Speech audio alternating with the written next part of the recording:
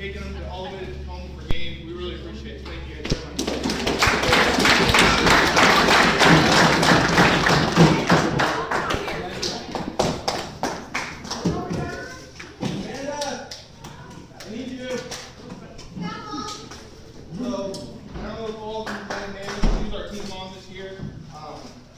I don't know if I would have made it through the season without her.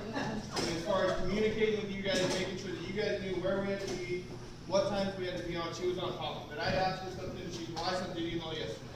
So this is just for you.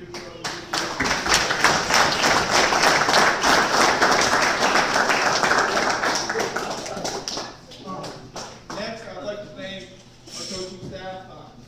Like I said, without these guys, we wouldn't have been able to have a team this year. Vinny and Theo came on late because team had was with the high school team. A couple of the other high school kids couldn't make it all the time, and these guys really dug us out and helped us do something special.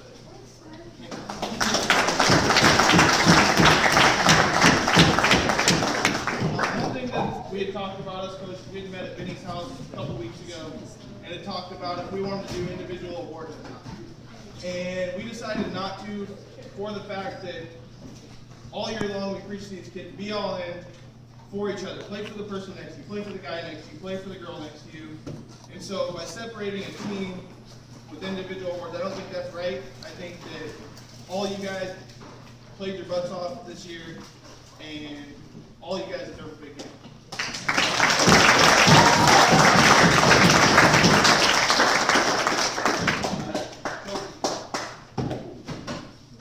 So this first player, I believe this was his first year playing football. Super talented, incredibly fast. It grew up with teammates from the first practice, or even when we were doing conditioning camps, to being one of our best tacklers at the end of the season was huge. And that is Elijah Flores. Yep.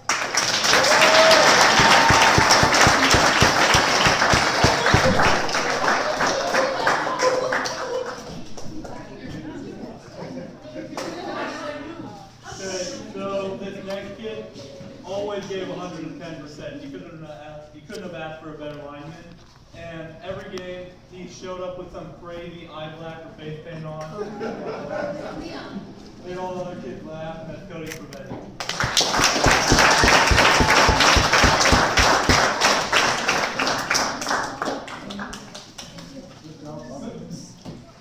This next player started off the year a little bit slow, and then I think it was probably after our third game he became a starter for us on defense. We had a scrimmage out here, and it was, wow, where did this kid come from? Once he started applying himself and really giving everything he had and buying into everything that we were trying to tell him, he became a heck of a football player for us, and that's Landon Parker.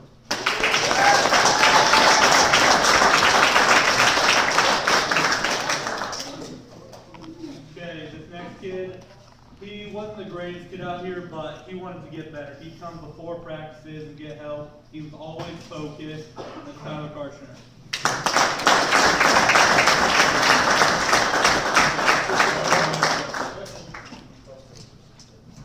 So this next kid, I think if I could choose one word to describe him, it'd be tough.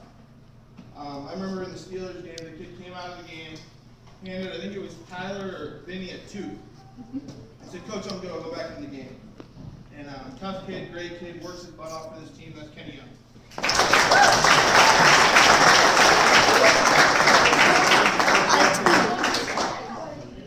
This kid, we moved around a lot. At the beginning of the year, we thought he was going to be a center. We tried him at tackle, and then we moved him into guard. And he wasn't the fastest kid. He came out of conditioning camp. Like, God, what are we going to do with this kid? He's got some heavy feet. And eventually we found the right spot for him, and he did great this year. Braden Hill.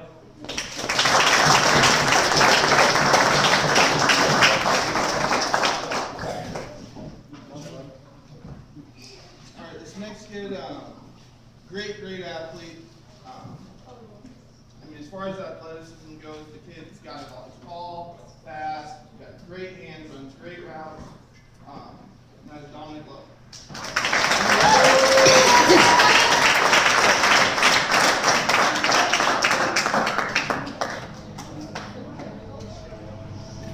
This kid, he's one of the bigger linemen.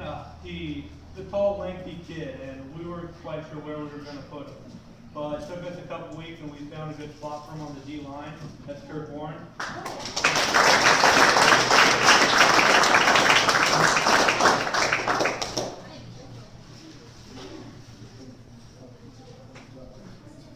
This next player, it's funny, he came up to me first practice. He goes, Coach, when are we going to start kicking?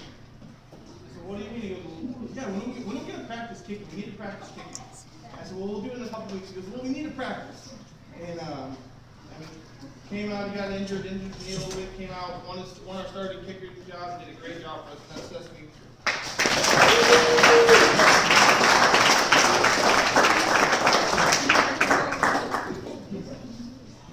Okay, so this kid, we were planning on starting the D line at the beginning of the season, but then he went into scrimmage and broke his wrist, so we had to miss him for a big chunk of the season.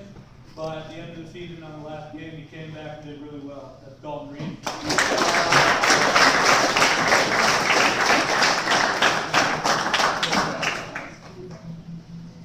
This next kid, he had to leave on vacation for a couple weeks, so he missed some important practice time. But the day he came back, the kid was locked in, always paying attention to practice. When you look behind, you never had to worry that he was off, he's playing around, he's always dialed in, ready to go. That's Caden Gold.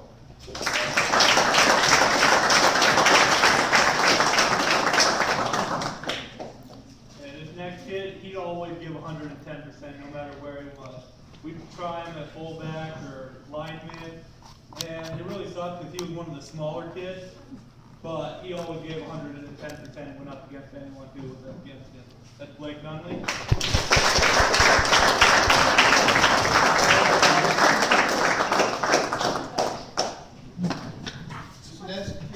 Definitely not the biggest kid, but super athletic. We did a lot of different things. We moved him around. Heck of a running back. I mean, tougher than that's Weston Harper.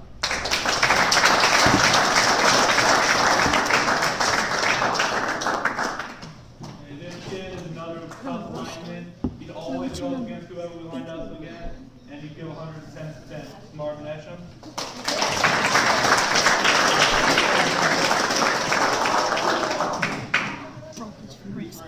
This next kid, I think, if I could sum him up in one word, it'd be leader.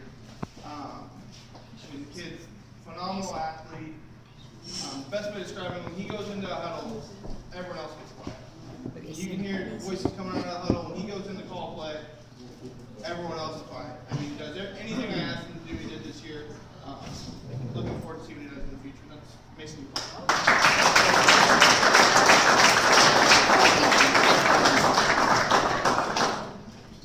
This kid, he came into the season wanting to be quarterback, but we had a couple of those already, so we figured he can either be like second string quarterback, or you can go and move tight end and be first string or second string and move around a lot. So this kid played a ton of different positions and he was great. That's Gage Weber.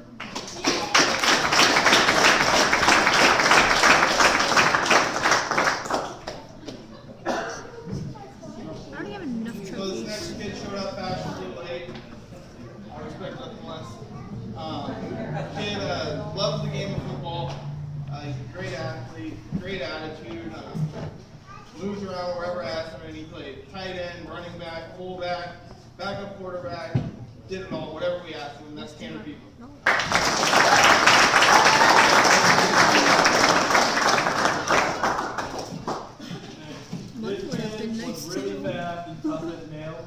Get a huge hit, and then he just popped right up like it was nothing. That's Connor Alexander.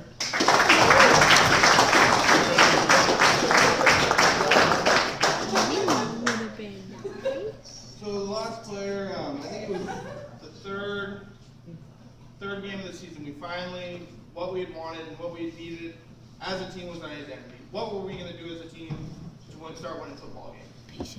And we made a change at halftime of the game. And from there on, it just worked. I had coaches coming up to me after games, and, man, who's number 30? He's a really tough kid. And I'd look at him and say, well, he isn't a he. And she's tougher than, beyond tough. Huge heart, awesome football player, and that's Patience.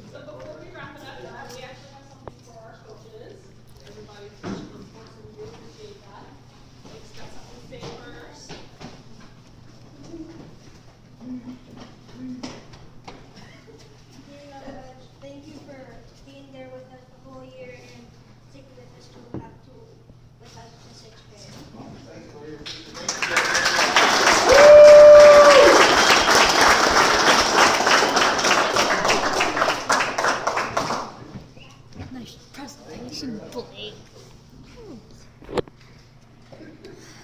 Broken my wrist.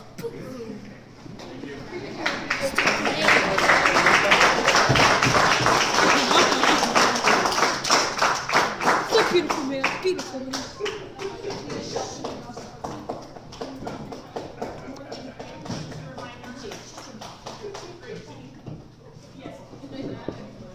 So beautiful, man. So beautiful.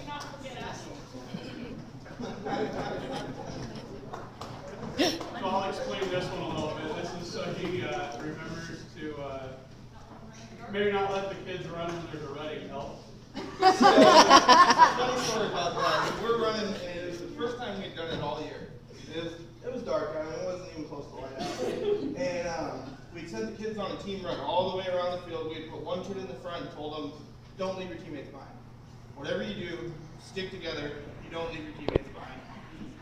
And so the kids are running. I mean, it was a long jog around the field. The kids are running, and I get hear my phone ding. And I look at it, and Amanda texts me. She goes, don't you know that elk are in red? And I don't even know what that is. Okay, whatever. I put my phone back in my pocket. And so then afterwards, Amanda comes up to me, and she's yelling, blah, blah, blah. And I was like, all right, sorry, it won't happen again. So we didn't do any more runs after dark around the perimeter, close to the woods anymore after that. Thank you guys for that.